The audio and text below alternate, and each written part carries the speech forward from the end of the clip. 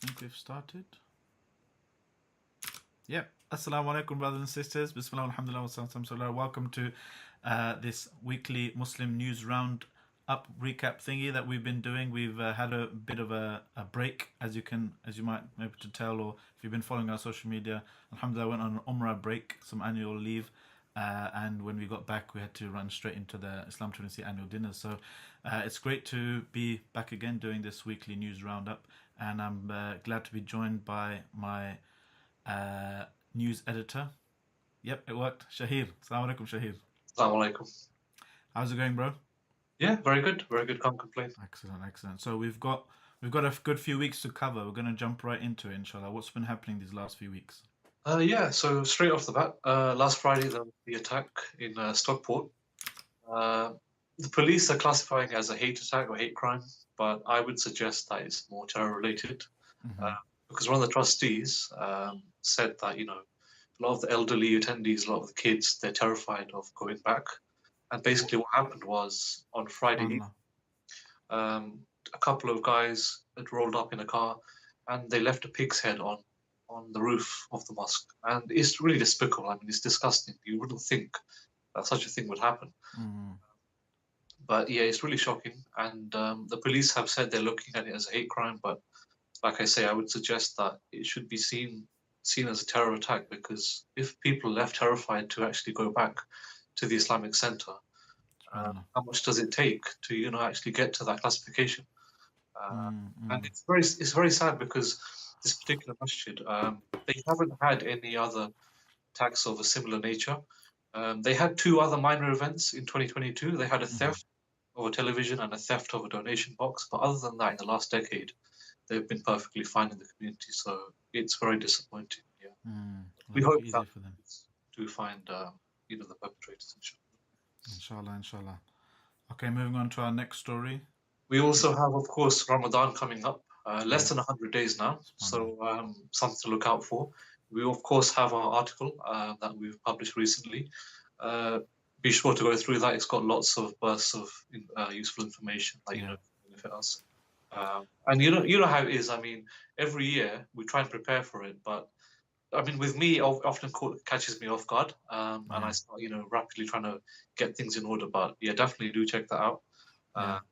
I always, I was saying the other day to some friends that, look, if you got 100 days left, you can do so much if you just break it down. Like if you want to read the whole Quran, do a khatma of the Quran, you can do, for example, one page after every salah, and then one page before bed.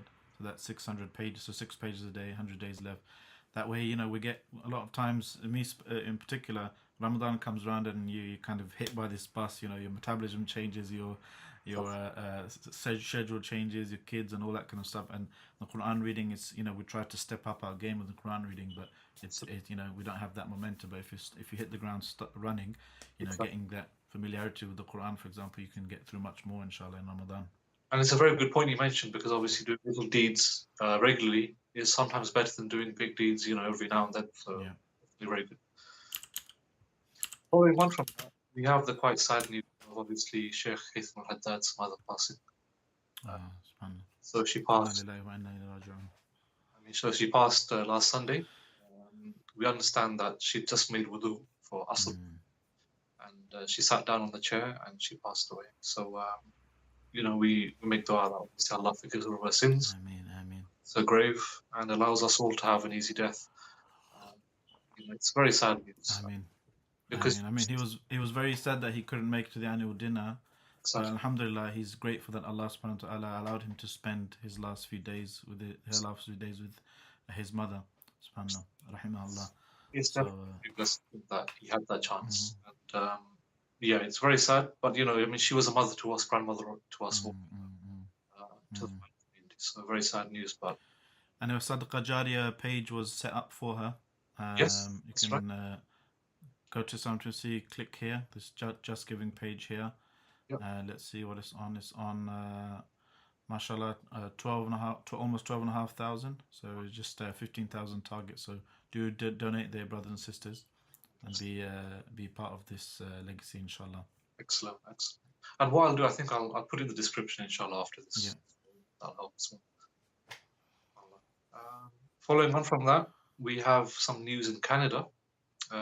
So in Canada, for those who aren't aware, there's like in the UK, we have the HMRC.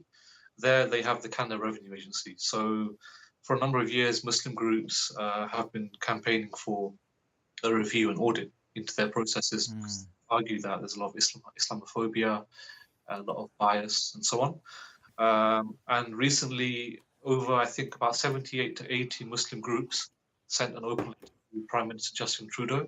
Wow. Called on him to basically get all the information out there to the taxpayers' ombudsman. So who they are the independent regulator, if you like, of the revenue agency. So a lot of Muslim organizations have said, look, to the Prime Minister that, unless the full information is given to this authority, this review is going to be hampered quite severely, and it may not really get down to the nitty-gritty and really tackle the Islamophobia. What's the stuff that they've been complaining about? So they're saying that the CRA is unfairly targeting Muslim groups because of their religion. And for example, I think there was a case where the CRA ruled that Eid activities are not a religious activity; they're a cultural one. And so some of the Muslim groups are very angered by that because, of course, it's a religious duty, it's a religious activity. But they ruled that no, it's a social thing, and it's small things like that I've had added up over the years. And so this review is kind of trying to get to the nitty gritty. But as I say, it's always good to see Muslims standing up for their rights and exerting their subjectivity and their own values and norms and stuff. Especially Canada and Justin Trudeau in particular, he gives off some kind of a spectacle that you look how woke he is, look how liberal and friendly and all that kind of stuff they are. But underneath that veneer, underneath that surface, that superficial, that facade, there's all this structural discrimination that happens. So it's good to see Muslims, mashallah, standing up for their rights. Absolutely. Moving on, we've got a very interesting topic in Indonesia. Well, it's interesting, not very controversial to us, but maybe to others. So Parliament recently passed an extramarital sex and cohabitation ban. It was long in Indonesia. Just add that bit. Just to make that clear, in Indonesia, the world's largest Muslim majority country, some pockets or some groups in Indonesia have kind of decried the move, but I do find that quite bizarre because anytime you're moving towards an Islamic principle, there's only going to be benefit from that. So. Yeah, it's just looking at some of the uproar. It's quite telling, like that. I think one of the Amnesty International people, they had a Muslim-sounding name as well. They said this is democracy in decline.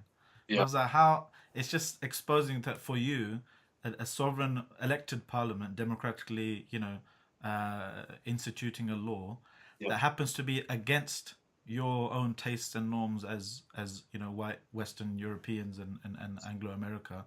That's democracy in decline. So for you, democracy has to be something that's in line with the tastes and norms of Anglo-America, which is quite telling.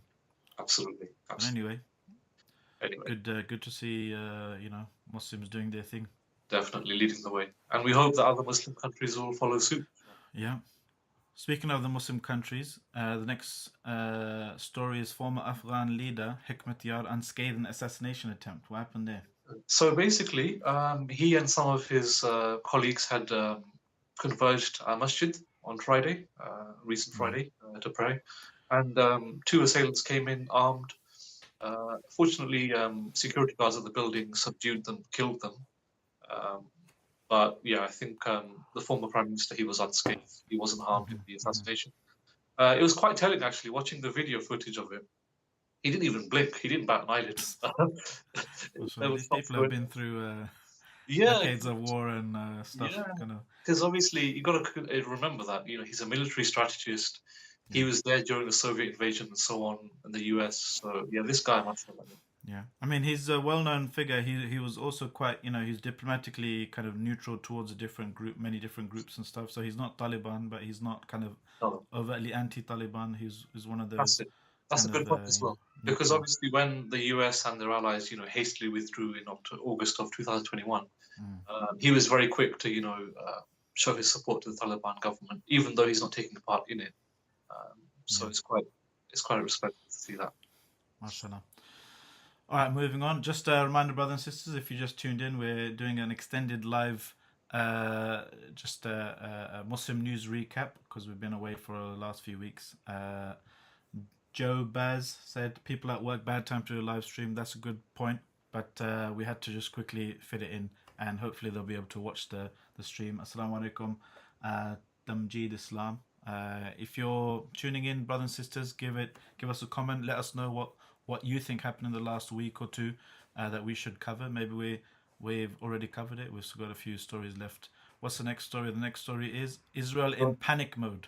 Yes, that's right. Releases Nakba drama. This was very interesting. So obviously there was a drama on the Nakba, on the Palestinian catastrophe, and this film had already aired. I think it premiered in 2021, but on a digital platform, a digital space, it kind of aired, I think, early December, and Israeli government officials were really rushing to kind of ban it from being streamed, and obviously, it draws on historical events of 1948, where, as you know, over 700,000 Palestinians were instantly made refugees, after the formation of Israel and so on. The last remaining European colony in the Middle East. Absolutely. So it's very telling that, the Israeli government saw it as a threat. But, in actuality, the drama is pretty historically accurate, as far as I'm aware. And so you no, it's had very to good. watch it for research purposes, didn't you? I had to watch it for that, yeah. But no, it's very good.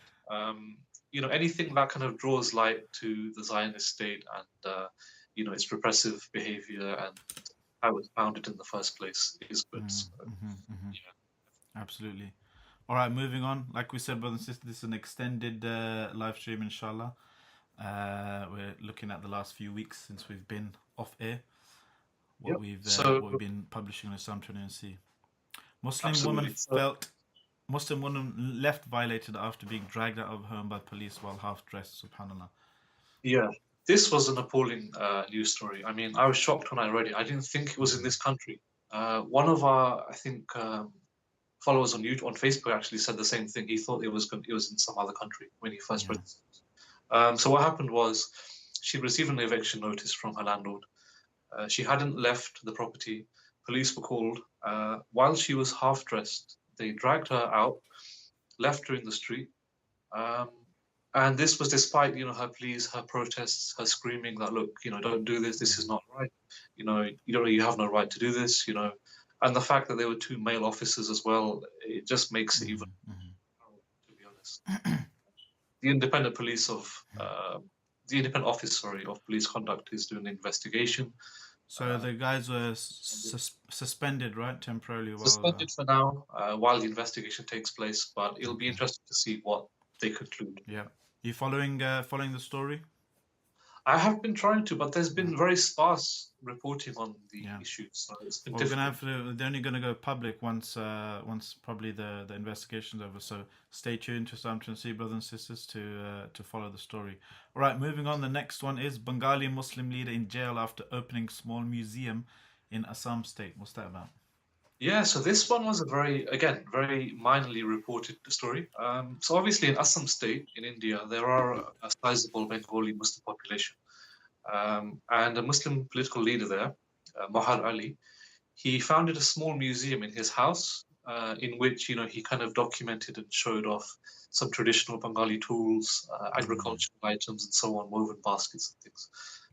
Now, the BJP-affiliated local government obviously took offense to this. They weren't happy with this. So they arrested him. They arrested, I think, 2 or 3 others who were involved in the project. And as far as I'm aware, he still remains in jail. It's very sad. When I first saw this, I thought it was in Bangladesh. Yeah. Assam state is, Yeah. So when I read it. Because, of course, Bengali also means from Bengal. Exactly. The large You're area, right. You're absolutely right. I mean, it's very much on the border of Bangladesh and India, so it's very close. But it's just a shame because, in a wider scale, it just is a reflection of the BJP's ongoing persecution against all Muslim groups, Yeah. even Bengalis and others in India. So we hope that he's released soon. Inshallah. I mean, we're working on some longer term, campaigns against the Hindutva ideology and BJP and RSS and all that kind of stuff, and with different organizations in the UK and beyond. So watch this space, brothers and sisters. Our next story is Muslims make up 33% of England and Wales population increase. So this is pretty. Muslims make up 33% of England and Wales population increase. Yeah, it's if you're impressive. watching it and you're reading it and it's cut off with a dot, people are like, what the hell is this, Daily Mail or something? It's very impressive. Obviously, I think we number about 3.9 million now, as opposed to 2.7 million in 2011. So, mashallah, we're 6 point something million, aren't we now? We're six England something. and Wales, bro. England and Wales only. Okay. Perhaps in Scotland or Northern Ireland, but obviously the census only covered England, Wales. 3.9 million. Okay, Yeah. So well, I did my part, as did many brothers and sisters. Yeah, no, I applaud you for that. Give us all righteous children to carry on the torch and make the Prophet ﷺ proud on Yawm al-Qiyamah. I've got a little map here. You embedded a map here. Yes, I did. Nice. Just showed the main areas of Muslims in the UK, in England, Wales. One interesting point I found through looking at the census was areas which have the highest kind of proportions of irreligiousness, if that's a word, such as Brighton, which is always the capital. They seem, those areas seem to be most leaning towards liberal views, LGBT nonsense, and so on. So it's quite interesting to see that LGBT ideology. Yeah. So the London is a minority in majorities. Yeah, so there's a number of super minorities, I think they've been calling, or super diverse, where people like us are kind of taking over. So they're having to make I just like anything that makes the bigoted minds of the neocons kind of go into panic mode and. Exactly. I mean, I received a bit of flack on social media for the way I kind of pushed the story, because I asked the question, "Are we taking over the UK?" And some people were like, "Oh, shh, it's a secret." Yeah, exactly. They're like, "Oh my gosh, you can't say this." Let's zoom in a bit. People were saying, "Oh, this is why Muslims are feared," and blah blah blah. It's like, come on, bro. It's a headline. I mean, we're not going to take over anytime soon. We make up. We need at least 2 more census. Exactly. Time periods. Exactly. So was there any? So we, like I mentioned with the Hindutva campaign, there's also a group of brothers, mashallah, that have been come together to analyze this census data, and we're going to be publishing some of our findings, inshallah, going into more detail about this. I was waiting for this to come out. They kind of just quietly published some more. They're quietly publishing more and more bits and pieces of the data from the census. So we look forward to seeing that Excellent. coming weeks and months, inshallah. Yep. And if we move over to East Turkestan briefly, China as well. So there was a fire. Viewers may have heard of. There was a fire recently in Urumqi, East Turkestan. And the official line was that I think about 10 people died in the fire. But from Uyghurs on the scene, I think over 40 of them passed away. And it's truly horrific, because obviously of the zero COVID policy, the Chinese government's policy, they weren't able to leave the burning building. And it is really horrific that such a incident happened.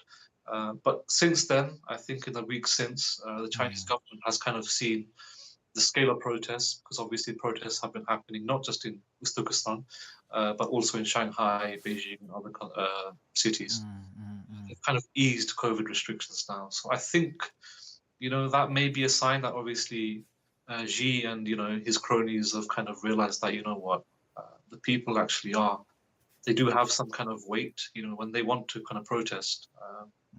So it's a positive in that sense, but it's very sad what happened in Urumqi. Rahimahumullah. Allah have mercy on them.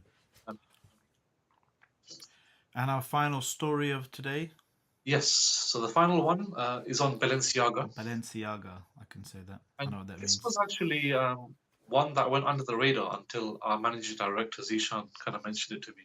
So what happened was Balenciaga is a fashion label. I don't know very much about them, but they released two adverts that had child actors, and the child actors Ah, I heard about this. involving some bondage-related paraphernalia, Mm. and they didn't receive much criticism actually.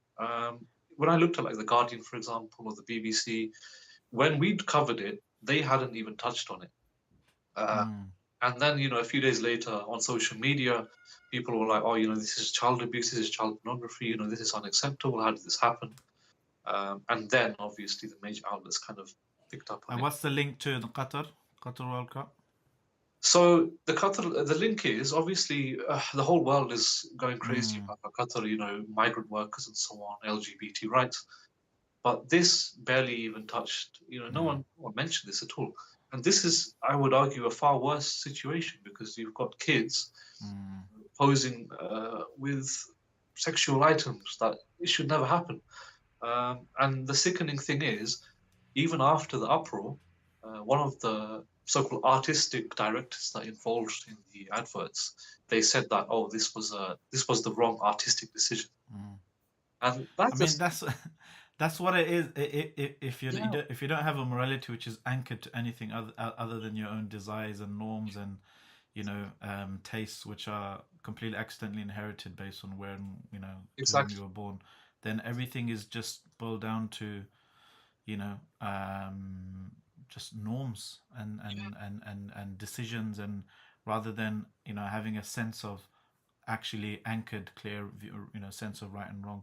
As Hamza George just once put it, I heard him in a debate or something. Is for someone who doesn't have a morality anchored to something, anchored to Allah Subhanahu wa Taala, or some kind of system or law or tradition outside of your own norms and desires, then murder and killing is philosophically in the same category as picking your nose at the dinner table. Bad manners and just against customs and norms and so forth. Exactly. And subhanallah, I recall I mentioned in khutbah the other day that the ayah وَمِنَ النَّاسِ مَن يُجَادِلُ فِي اللَّهِ بِغَيْرِ عِلْمٍ وَلَا هُدًى وَلَا كِتَابٍ مُنِيرٍ. Some people dispute concerning Allah and by extension His deen and so forth without knowledge, without guidance, and without an illuminating book, without an enlightening book. I.e., they themselves, when they criticize Muslims and Islam or criticize the deen of Allah, they have themselves no firm standing, no firm bedrock or anchoring from which they can actually utter a statement, and they might utter something now, a statement of morality or right and wrong or appropriate and inappropriate, beauty and ugliness or whatever, normal, abnormal, but 10 years time, 20 years time, they could completely change their tune and become unrecognizable. So it behooves Muslims to anchor ourselves to something outside of our own social norms and customs and desires. And the ayah ends with وَإِذَا قِيلَ لَهُمُ اتَّبِعُوا مَا أَنزَلَ اللَّهُ قَالُوا بَلْ نَتَّبِعُ مَا وَجَدْنَا عَلَيْهِ آبَاءَنَا. When it's said to them, follow what Allah has sent down, something objective, they say, no, we'll just follow what we found our forefathers following. That's the standard kind of response throughout history, I guess. Anyway, I've got a bit of a nugget of information for you from Mizan Ahmed, who wrote in the comments. We were talking about the Bengali state of Assam in India. He said there are more Bengali speakers in Assam state than there are in Bangladesh itself in total. Oh, What do you think about that? wow. No, no, Somebody, yeah. thanks for the nugget of information, Mizan, but we'll have to get someone to fact check it before we can officially report that, inshallah. Anyway, I think we've gone on for a while. I think that was the last story of the day, wasn't it, Yeah. Shahir? Yes. Balenciaga, ending on a weird note. Okay, Jazakumullah khairan, Shahid. You did it like a boss. And again, brothers and sisters, all of these stories and more are available on islam20c.com. In particular, you can go to our news microsite here, click on news, and you can go down and see the latest news stories, and also check out Islam20c for other stuff, articles, videos, podcasts, campaigns, and more, inshallah. So, final words from you, Shahid? Yeah, no, that's all. Jazakallah khair to everyone who's watching, and for anyone who does have any comments or suggestions, please feel free to leave them in the comments or get in touch with us on our website. Jazakallah khair. Excellent. Barakallah feekum. Jazakumullah khairan. And Jazakumullah khairan for you for watching at home. If you like this news roundup, give it a like and a share. Get involved in the comments below. And until next time, Assalamu alaikum wa rahmatullahi wa barakatuh. Now I'm going to try and turn it off without breaking everything. Sayyid M. Ali, we need a Islam20c +1 channel, just missed the whole thing. Don't worry. As soon as I press end stream, hopefully, you will be able to watch the recording. Jazakumullah khairan. Assalamu alaikum.